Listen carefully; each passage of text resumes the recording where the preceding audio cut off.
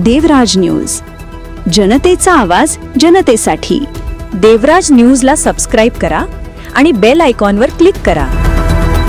वडगाव पंगूमध्ये विविध विकास कामांचे लोकार्पण, प्रलंबित रेल्वे गेट अंडरबायपाससह 27हून अधिक कामांची पूर्तता। वडगाव पंगू मागील 3 वर्षात भरीव निधी उपलब्ध करून देत वडगाव पंगू परिसरात विविध विकास कामांचे भव्य लोकार्पण करण्यात आले। तब्बल 40 वर्षांपासून प्रलंबित असलेल्या रेल्वे गेट क्रमांक 111 अंडरबायपासचे उद्घाटन हा कार्यक्रमाचा प्रमुख आकर्षण ठरला।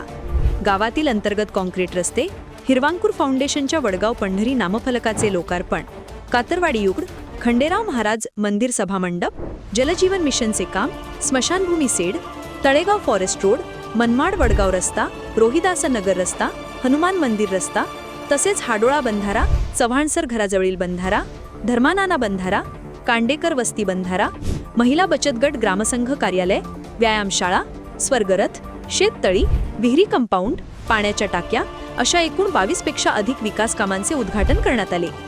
या प्रसंगी गुरुकृपा महिला भजनी मंडळाचा सत्कार करण्यात आला।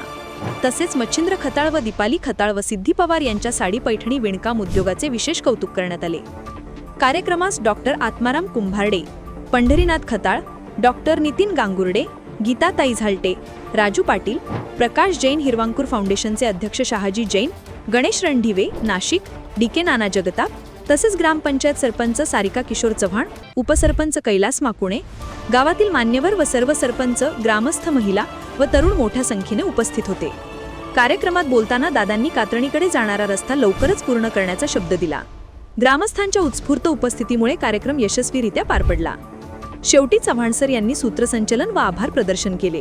गावाच्या वतीने मान्यवरांना विठ्ठल रुक्मिणी मूर्ती भेट देण्यात आली।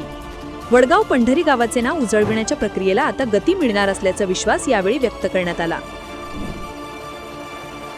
टीम देवराज न्यूज।